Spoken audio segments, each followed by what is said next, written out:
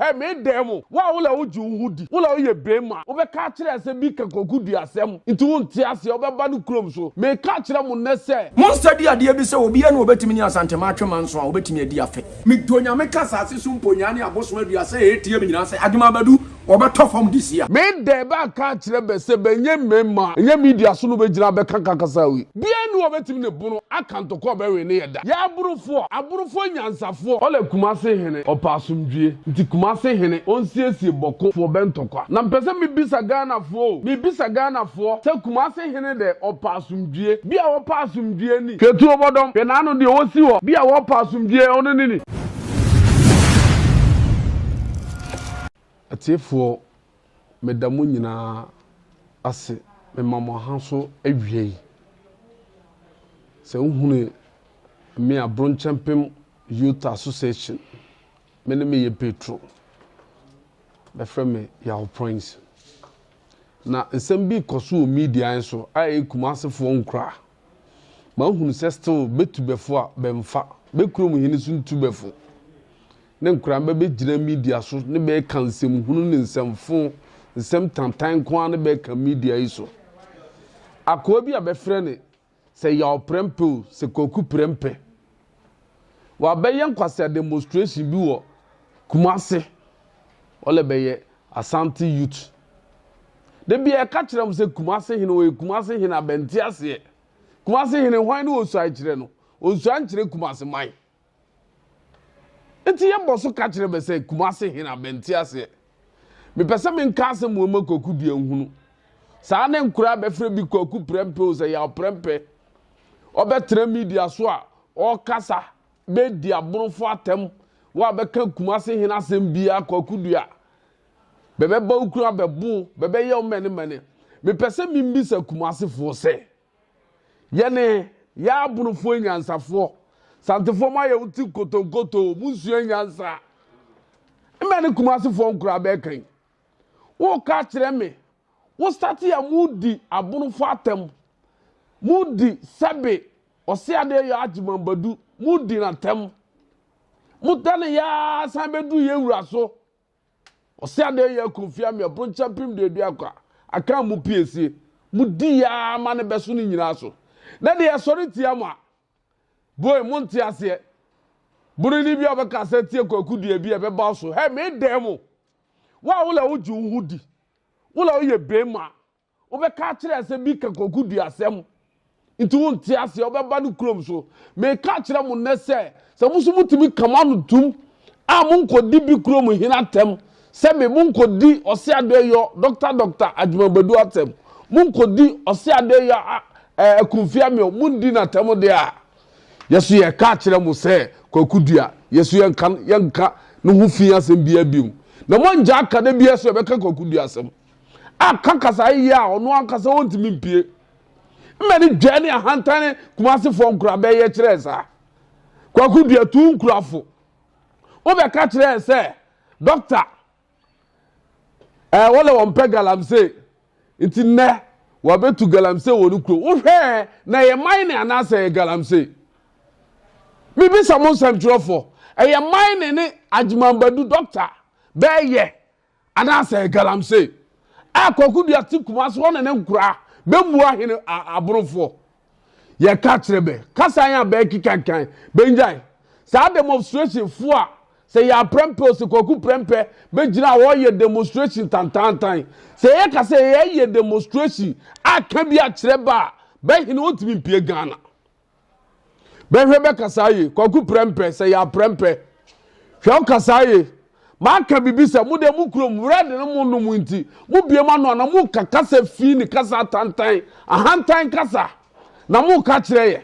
emeri dwe kasa ni kwaku prempe wo no won kurofo me ka kire mo kumase se mo nhwe mo huye kasa ya multimedia so mo ka de bia mu di atem hwe nkura bia beti media so hwe be hu bi ni be hu fi bia be da prekom be bia bo be dware be wi abasa yi ba be da bo ntena ye be hu fi wa transe se bia kase doctor osiade ya ajimambadu onim nyansa wajimi na de bi ka bi kire okrom hini kwakudua oya bi ka bi kire asante hina oya bi ka bi kyerɛ Kumase hene ɔyɛ bebe nya akada bi abɛka sɛ Asante hene na ne bani agye sɛ wo bu di asa ne Yesu yebu ye de ba nhwɛ bɛ ho ya saa demonstration be ye de times 2 aka kyerɛ bɛ sɛ Kumase hene de ɔyɛ bia ye nim madi kika akansɛm bebre kwaku de mani hwehwɛ ne mu ni wo ne won nkuɔfo dwane ahanta ne amaso nko anu mu ye kyerɛ ya borofo wonsi be pa benja isa akasanka be kan du ye be kan du se be pese be ka kire se be ye mema be ko bi krom na ba ko bunu ana be ye ne mmene me de ba ka kire be se be nye mema enye media so no be gina be kan kakasa wi saa ne be ye bi be tutu bi tu okura imu be ye bi be tutu bi kura imu hwa mane abekofom wo ye be man ka be fa mane ewom nka be ye ho be wia ho be gina bi krom se be ma bi ania ye ka kire be benja sa ahomaso yi se benja sa ahomaso yi ye be ka kire kwaku dua se bia be che kuro yi mu na bi afa ne de do to so biem me ka ma ba hunu akwa bia what media iso a so wo ye sofo so ye malamo efri na konyo so ahwefo me se me hye nkomo ya to afidie we so Ghana for oma ba tell me say adwuma ba this year obeto form But that time serious. Monster dia bi se obi e na obetimi ni Asante matweman so a obetimi adi afe. Migdonya meka sase so mponya ne aboso adua se etie nyina se adwuma badu obeto form this year. Me na meka sam tira borofo. Me se ha Kofi Adoma wanwani wo ho. Wo mo ko se kwakoya ade bi se ye pade bi ama. Wono na hinie na yekese. Anu omo yeso omo panipa wo wotin. No omo de ne moja akoso saa de bi so no omo akogye saa abosom no a e wo se kwa ne bi abesi ho. Nti saa program no omo ye no eye jubri omo hyeda ne creative program no. Ba bia Kofi Adoma ko ye onya ne nkwanhia no tie me ye ana me ka kire da na fo mo tie me. Mo se mo wani asofo Denga sofo bi aba no aba kire me se Kofi Adoma incident no. So oba ka se time no a ade ne born na ni obi gina ne ntwen. Send nipa ne fra himfie ho. Send nipa na de nu afita be kata na nti moja no a egu ade no so om ni ko wura himfie ho. Me na me ka kire wo. So free here wo ka te doctor Techiman Badu say o ma na fi we. Afia be ko na wieye na doctor wa tofom. Bi ka kire se bi atofom ase ni say. Se bi ka kire say bi atofom ase ni say. O pa kire se obewu. Hweli ni ne se on kan chance wa atofom. Sa kwan hwe bola so nipa bio. A won kan se fu fa Dr. Techiman Badu. Wo ye dwane hanta ne ahomaso che Dr. Techiman Badu. Na ma me no papa antofom. Say ya nu se mo kam hu se ya nu se mo traso ane mampo hene kum. Ni Bawku no. Bawku ni de no mo nkan no. Se dade bi aba modu ato abede be frɛ ne sikadwo se mene dade ne ba modu ne oda ho ada ne de wo ku kuro hene nom bia nu obetimi ne bunu akanto ko be we ne yeda bia nu aburo mamu obetimi aka ya aburufo nyansafo ye ne mu nyansa asantefo ba ye beti kotonkoto nyansa be ni benim atade kuro bo onim hye onim pabo hye owie so wadwana num saa ne bedade ne bedade abeda be friend sikadwa Kofi ono anu wo kunkum ba beguoi ne ba hemfo akese bewu wo trase wo hu sa aburufo ahemfo akese bewu wontimi ne buru nko wontimi ne buru nchahwe mu ukọ ka Dr. Techiman Badu asema wo bewu akoya wo kasa wo de hwede beto no me be ka ne media nso se wo be ka kasafu bia ye man yi mu ye kura mu abusum ne atwa hu ahia ta na atwa hu nyina ahia itu kan no wan kan yi a ukasa wan kasa be dana ba so mo wo bewu na wo hu akwa bia be de be frene captain o se hwan won se why junkie o tetenka on so ntimi nkasa biem me atade a me shele se ma bodam e no what the bo life e ma ni jani ye ka kira santefo bebe bu be ho be mu be ho ba mu be ho ne be gu Kumase a de bia sa ne aburufo e be tete be se wo pe man nyina mu ba aburufo jibe sika di pa e Kumasefo Kumasi for na burufo jibe sikadi bia sori ya wole obo buruma mu obepe sikaduro na nkura ya begu afọ 19 fo ba jibe sikadi nkura kete mmeli jare be ya kire mmeli kasa ne be ka kire anu so fure he be ka we kire hu se buru ni bi le wo sori akwa santimamu ana Kumasi se me ko pe sikaduro de bia opa behwe ya himfie begu a de bia bebe pacho mala bi wa waji misika obama misika duro ba jimi benimu nyansa ba dwene wonye adwuma adwene wo fom de benimu ane atem aboa kwasea ye di yenku ene semina di dware esra ye ka kire bebe hweba no kase se be tintasu kokko de a kire me bisa wasam se Kofi Adoma wo ye hwane Kofi Adoma mene ne wo ye doctor Techiman badu ose ade yo obeka kire se wote akonya kese we so wo hene mpon we wote black stool so wodi Kofi Adoma ani ekopeja na konya na ne kuro mo hene Kumasi hene na konya wodu Adoma hene konya ne kuro mo hene akonya wodu Doma hene konya na bodamfo we wo abodam na sama wo ka make sense where bodani okase nyina hu se na no ha nyina white we junkie nti we ni kasa akora bia mfanya adwuma me waste me time so stupid idiot we hu no aka kire se doctor Techiman badu na konya be peja Kofi Adoma nya nipa bia Kofi Adoma wone ne hwane Kofi Adoma braba ne wa bon Ghana de oni ma ye sika gigye no wode nkrofo ma gigi sika mesrew ma misa be sa cost he u bisa nkra ma me buafu sa kwan wa boda ma ka kiro se wo de hwe na fi we ya mu hwe de nkonya buru nkonya e de be ye sa kwan no hwe so won ka dan mu wo de mesre ye president mama asema me pese me kama ne hunu ni ole Kumasi hene opasumdue nti Kumasi hene onsiesie boko fo bentokwa na mpese mi bisa Ghana fo se Kumasi hene de opasumdue bia opasumdue ni kwakudua pasumdue ni hwe kwakudua na sumdue a ole ope a ole okọ boku kure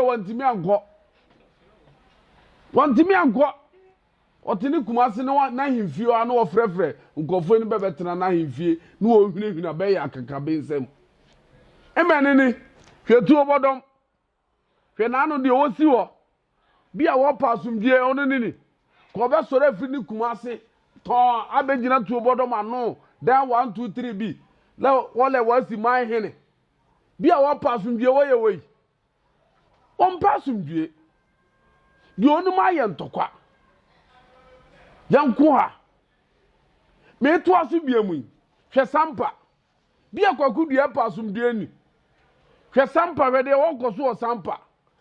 enye kwakudua ya ni soro wo no kosi sampa se wo si sampa hene a wo ye man hene wo firi wa so hwe ba bia okodua boma uni boma ba bia boma se kwakudua mmene nko anu wo pe emene Kumasi hene nko a wo pe emene din nu wo pe ola o ya Asante king o fra wo kinga fra wo king wo kro mai ma wo kro mu fo fra wo king na wo nya king wo Ghana Mr. President kwakudua mpasumdue eye Kumasi hene bia obeka tro so pasumdue bia so pasumdue a nka kura ma aboboso yi owie eso woni nanenam saa wo hweta no so wo hwe nkuro bia mintimi mu bodi ni nyina kwakudua nenam ho nana haye media nana pirisu na mentena ha bi emani hwehwa ne mu ni emani dwane ahantan ni be ye kire abonofo yi ye ka kire be straight ye ka kire president se wole wo pasumdue dia mesre no on fra kwakudua no ontunufo na onja nana haye media yi se kwakudua njai sa ne ma ne wole opasumdue obefre bokofo abana himfi a oye nada ne ntro na ohu kire Ghana fo onya hina wo pasumdue kete because de bi on beto ayampe o media so na abonofo aba besom ye ka kire Ghana president on tu kwaku duafo na asundie mra Ghana na won tira ne mane mu na yeso ye ntira ye mane mu ye de abonofo se ke ye ka bia wo ye kinga ana akan do ye kinga akan nyina kan yo se ade ye kufia me o bron champion de adu akwa aka mu piesie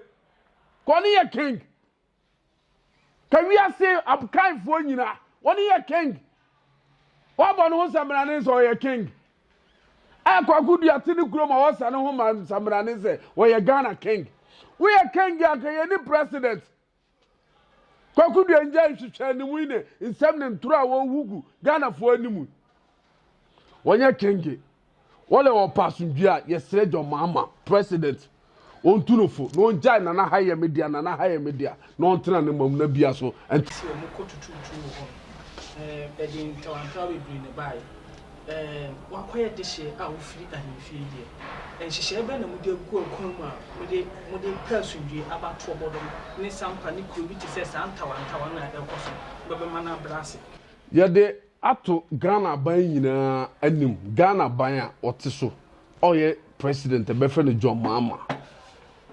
ya ka ma na hunu se Tuobodom sampa ene other areas abeka ho ye sere ne se on kan kire jo ayi Kumase hene kokudua so onyin hu mfiri sa na ema nyina mu na asundue mra because ohwe ba bia Tuobodom wo hyew Tuobodom yi su kurai onye Tuobodom kuro yi nyina o ohwe dan 1 2 3 bi nkofo miensa pa bia bete ho akwa bi to a obo no ho samra ne se wo ye hene wo konya tuntum sa ne besi hene no ode ne to ne akwa de bia se akanfo ana abonofo nya bia ye pasum bia ka odum tokwa e wasi ka ni paketekete ya be wo ho ka sa abre ye hye be nyina ase ne ye pasum bia nti a ye de ato president enum wo we sampa ukwo so the same thing akwa yi a woto yi woni nipa miensa pe fe sampa man yi nyina yi be nyina be som sampa man hen ade ne wo kofa sa na ema nyina de aba nti be de be pasum bia dia ye ka tra santefo se sa na ema be ye benjai ye ka tra be pray